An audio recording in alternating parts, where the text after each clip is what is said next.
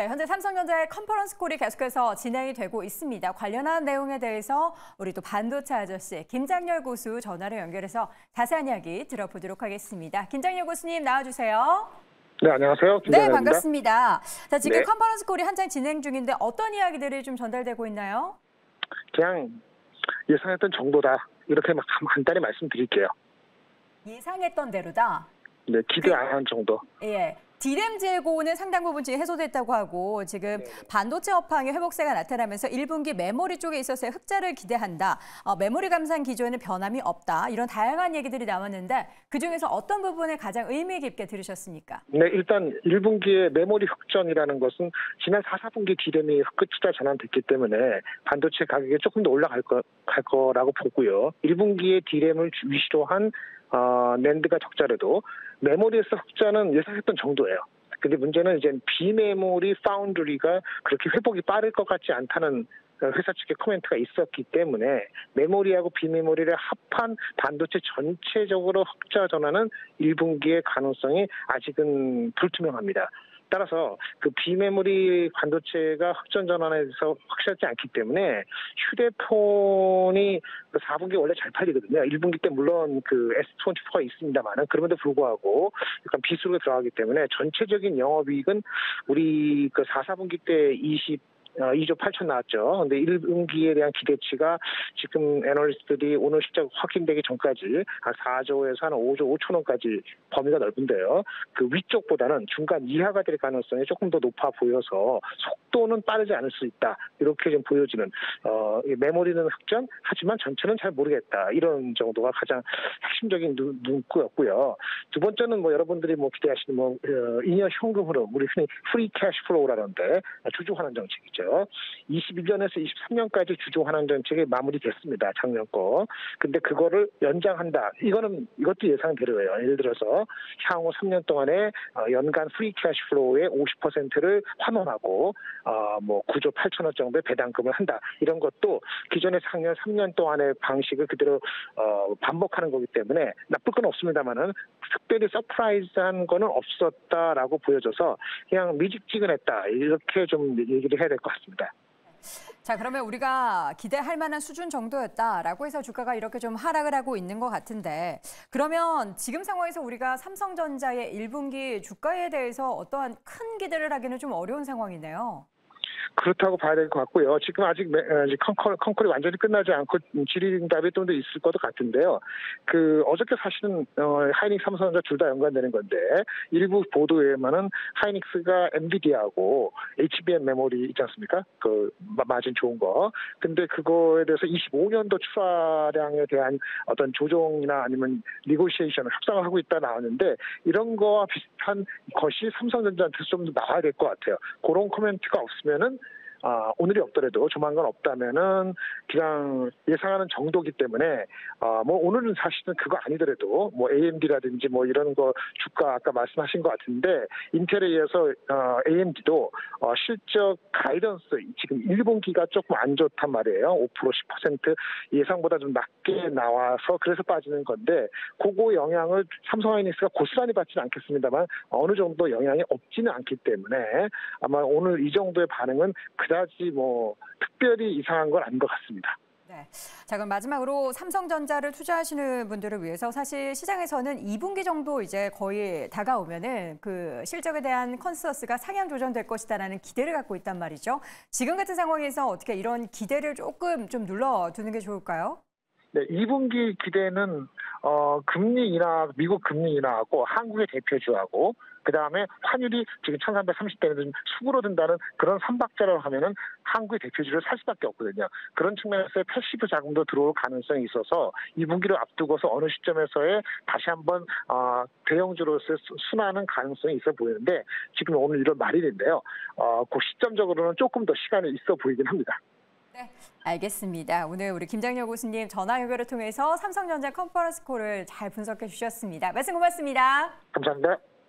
자, 이렇게 해서 우리 김장렬 교수님 전화 연결로 삼성전자 컨퍼런스 콜 내용 아직은 끝나지 않았습니다. 저희가 추가적인 소식이 또 전해지는 내용 중에서 전달드릴 만한 내용이 있으면 다시 한번 확인을 해보도록 하겠고요.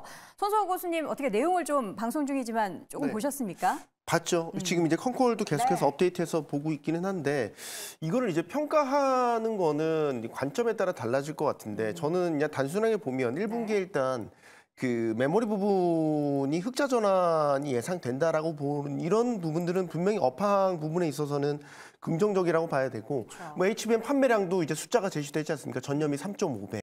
라는 숫자가 나왔고 저는 또 이제 의미 있게 봤던 건 이번에 실적 발표를 하면서 이제 추가 설명 자료가 첨부가 됐는데 거기 이제 뭐 작년 4분기부터 해서 올해 1분기 올해 전체 업황에 대한 이제 전망 부분을 좀 유심 있게 봤어요. 근데 이제 뭐 우리가 기대했던 부분들 예를 들면 뭐 HBM이라든지 이런 고부가가치 제품에서 성장 부분을 긍정적으로 전망한 것.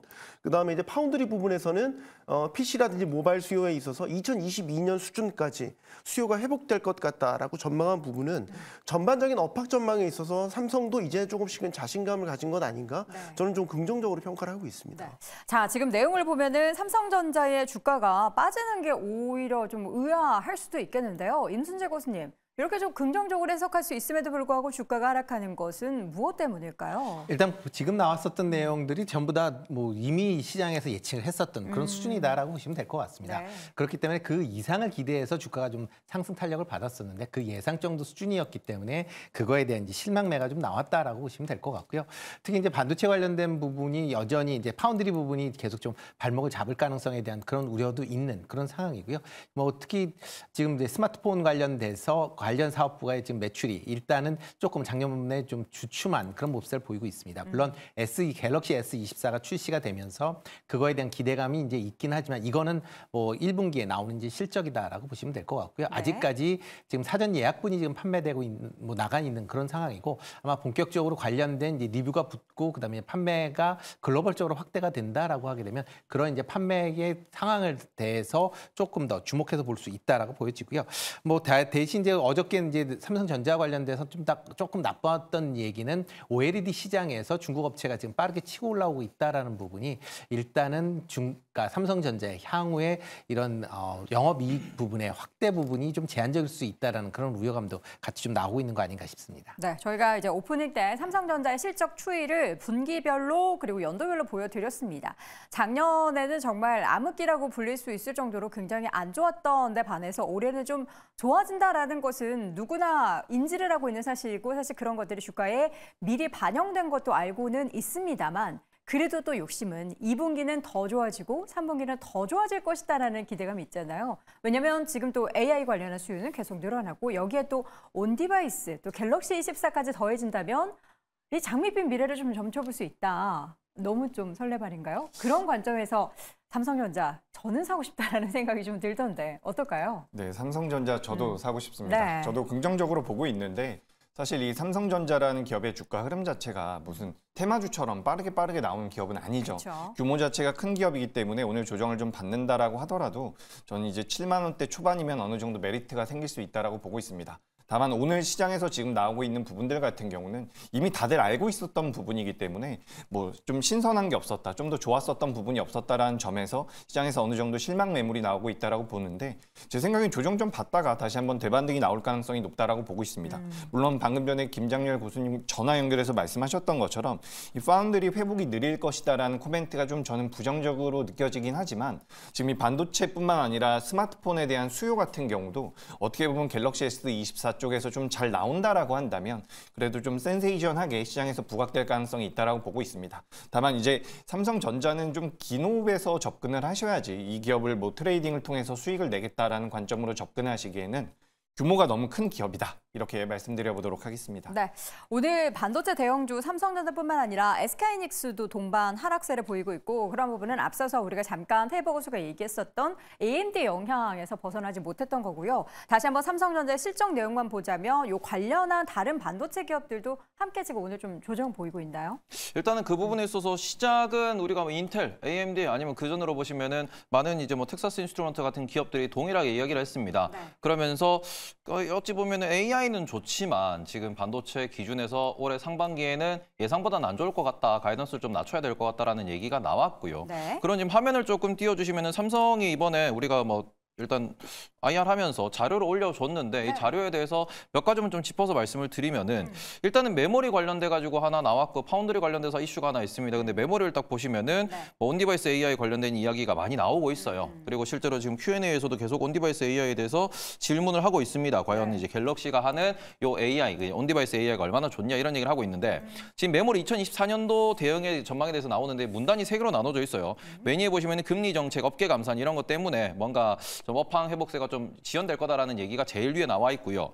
그다음에 뭐 우리가 앞으로 뭐 이런 투자를 많이 하겠다 이런 얘기 나오고요. 맨 밑에 보시면은 저기 이제 HBM이라는 게 저 밑에 이제 나와 있어요. 왜 저 밑에죠? HBM이 지금 작년 같은 기간 대비해서 3.5배나 판매량이 늘었다고 하는데 100 곱하기 3.5랑 1 곱하기 3.5는 다릅니다. 그렇죠. 네, 이제 그런 부분에서 조금 자신감이 없기 때문에 밑에 있다라고 보시는 게 맞지 않나라고 좀 말씀을 드리고 싶고. 그리고 지금 콩콜에서는 계속 판매량이 매분기 기록을 경신하고 있대요. 물론 규모는 1, 적지만, 2, 3, 4가 되면 규모는 이제. 적지만 네네네. 알겠어요. 1, 2, 너무 3, 4. 그렇게 또 네. 그러지 마시고 어쨌든 네. 좋잖아요. 그런 얘기 나오고 있고 그리고는 우리가 파운드리 관련돼 가지고도 이야기가 나왔는데 파운드리 관련돼서 스마트폰 PC 수요 회복은 2022년 수준까지 회복될 것이다.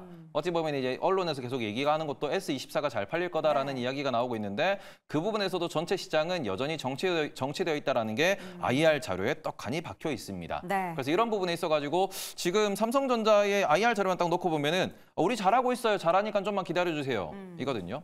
그러면은 주주들은 기다리는가? 그죠? 주주들은 안 기다리죠. 기다리죠. 네. 삼성전자 주주분들은 양반이세요. 주가가 빠지는데 기다리십니까? 느긋하게 삼성전자가 제일을 잘 할 것이다. 아니 네. 이렇게 큰 기업이 이렇게 조그만 거 이렇게 부풀리겠습니까? 아니, 부풀리지 않고 사실대로 이렇게 얘기를 해주니까 그러니까 주가가 밀리는 거죠. 이런 부분에 있어가지고 지금 시장이 기다리는 건 결국 HBM 혹은 우리가 새로운 뭔가 신사업이라는 부분에 있어가지고 성장하는 것을 보여줘야 된다라는 게 가장 핵심이 되는데 지금 삼성전자는 앞서서 이제 저희가 김장렬 본부장님이랑 전화 연결했는데도 첫 마디가 이거였습니다. 예상대로였다. 그러니까 이 부분이 가장 어찌 보면 시장에서 좀 불만족스러운 이런 부분이다라고 좀 보셔야 될 것 같고 HBM을 도대체 언제 할란가? 자, 그러면 대형주 살려면 결국에는 SK하이닉스다 이런 얘기로 좀 결론 내릴 수 있을 것 같고. 네, 저도 이제 한마디 말씀드려보자면 네. 지금 이 삼성전자랑 SK하이닉스나 이야기를 하면서 우리가 HBM에 관련되어 있는 이야기를 많이 하고 있습니다. 네. 근데 우리가 이 디램 시장 같은 경우는 이제 PC가 많이 보급이 됐을 때 전 세계적으로 52조의 규모였고요. 그리고 스마트폰이 많이 보급됐을 때 약 78조. 그리고 이제 AI가 보급된다라고 하면 130조의 시장으로 성장을 한다라고 이야기가 나오고 있습니다. 하지만 작년 기준으로 봤을 때 이 HBM 시장이 5조 원 수준밖에 안 돼요. 물론 이 앞으로의 성장성은 분명히 가지고 있지만 현재 전체 시장에서 차지하는 캐파 자체는 그렇게 크지가 않습니다. 그렇기 때문에 반도체 올해 흑자 전환이 되고 기업들의 실적이 잘 나올 것이다. 라고 저도 생각을 하고 있지만 엄청난 치트키는 아직까지는 아닐 수도 있다라는 말씀 저도 드려보도록 하겠습니다. 네. 자, 이렇게 해서 삼성전자 이야기를 하는데 결론은 지금 시점에서 사기 좀 어렵다라는 얘기를 또 어떤 이야기를 해주시려고? 삼성전자 근데 목표 주가에 네. 대해서 우리가 장기적 관점에서 정확하게 계산하는 방법이 있기 때문에 이것도 좀 말씀을 드리고 싶습니다. 어떻게 계산하죠? 지금 삼성전자가 배당 정책을 앞으로 향후 3년 동안도 유지하겠다라고 이야기를 했습니다. 맞아요. 그게 중요하잖아요. 네, 이렇게 되면 결국 외국인들 관점에서 삼성전자를 어느 정도를 락바텀으로 볼 것이며 어느 정도로 목표 주가로 설정할 것인가에 대해서 매우 현실적인 접근, 계산이 가능할 것 같아서 이 부분도 말씀을 드리겠는데 좋습니다. 지금 일단은 2018년도부터 배당 정책이 매 3년마다 프리캐시 플로우의 50%를 배당하겠다라고 이야기를 했어요. 네. 그럼 지금 삼성전자에 투자하실 분들, 관심 있는 분들은 제일 집중하셔야 되는 것은 바로 이겁니다. 24년, 25년, 26년도에 얼마나 벌 것이며 네. 이 부분에서 프리캐시 플로우가 얼마가 형성이 되면은 그 50%를 26년도 연말에 특별 배당으로 지급한다라고 했습니다. 그러면은 지금 AI 관련돼 가지고 우리가 반도체가 새로이 개화한다, 시황이 좋아진다, 업사이클을 타고 있다라고 이야기하고 있는데 다행히도 올해부터 흑자라고 이야기를 했어요. 그럼 올해부터 프리캐시 플로우가 쌓일 겁니다. 내년도에도 흑자를 하고 프리캐시 플로우가 또 쌓이겠죠. 네. 26년도가 적자가 아니라 그러면은 26년도 연말에는 특별 배당이 대규모로 나올 겁니다. 그리고 그 기대감에 통해서 3년 동안의 업사이클에 있어가지고 삼성전자가 얼마나 남겨먹는가가 결국 코스피의 상단, 삼성전자의 상단을 결정하게 될 것입니다. 네. 그래서 이 부분 같은 경우에는 앞으로 3년간의 싸움이다라고 보시면서 숫자를 좀 잘 계산하셨으면 좋겠습니다라고 말씀드리도록 하겠습니다. 네, 알겠습니다. 마지막으로 임순재 교수님, 오늘 실적 결론적으로 보면은 뭐 삼성전자에 대한 기대감은 좀 덜 수는 있겠지만 다른 쪽에서 어떻게 좀 기회를 찾을 수 있나요? 일단 뭐 삼성전자 입장에서 본다라고 하게 되면 뭐 여전히 뭐 메모리밖에 없지 않을까라는 생각을 해보고 있습니다. 특히 이제 오늘 뭐 지금 전반적으로 이제 조정을 받았던 가장 큰 이유는 이제 AI로 다시 이제 그 회귀가 될 수 있는데요. 지금 인텔이나 AMD나 전부 다 AI에 대해서 지금 엔비디아에 비해서 상대적으로 지금 떨어지고 있다라는 거고요. 그러다 보니까 관련된 시장의 확대가 어느 정도 제한적이다라는 것을 인정하고 있는 거 아닌가라는 생각이 들고 있고요. 네. 특히 이제 SK 하이닉스 같은 경우는 이제 엔비디아에 계속 납품을 하고 있기 때문에 그런 부분이 계속 부각이 될 수밖에 없고, 삼성전자 같은 경우는 엔비디아에 납품을 할 수 있느냐 없느냐가 아마 향후에 주가 움직임에 영향을 좀 미칠 가능성은 있으니까 엔비디아의 수주 여부를 좀 더 확인해 보시는 게 어떨까 싶습니다. 특히 이제 HBM3와 관련돼서 지금 뭐 전체적으로 이제 반도체 관련주들이 지금 조정을 받는데 한미 반도체 같은 경우는 지금 플러스로 지금 돌아서 있는 그런 상황입니다. 그나마 지금 HBM과 관련돼서 가장 수혜를 입을 수 있다라는 그런 부분이 조금 더 관심 있게 이제 본다라고 보시면 될 것 같고요. 그 외에 뭐 인텔플렉스 같은 경우도 지금 한 3% 정도 상승. 그러니까 어차피 지금 상황에서 개별 종목으로 본다라고 하게 되면 HBM3와 관련된 그런 이제 기업단의 기업들을 좀 더 보셔야 되지 않을까 싶습니다. 네. 알겠습니다. 자, 오늘 삼성전자의 확정 실적 발표 그리고 컨퍼런스 콜에 관련한 내용에 대해서 쭉 들어봤습니다. 다시 한번 한 줄 평으로 정리해 보시죠.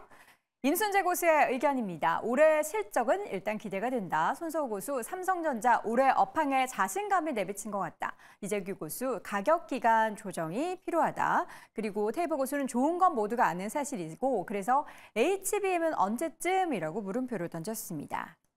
네, 오늘 장 탑5 함께하고 있습니다. 이어서 2위 주제 확인해 보시죠.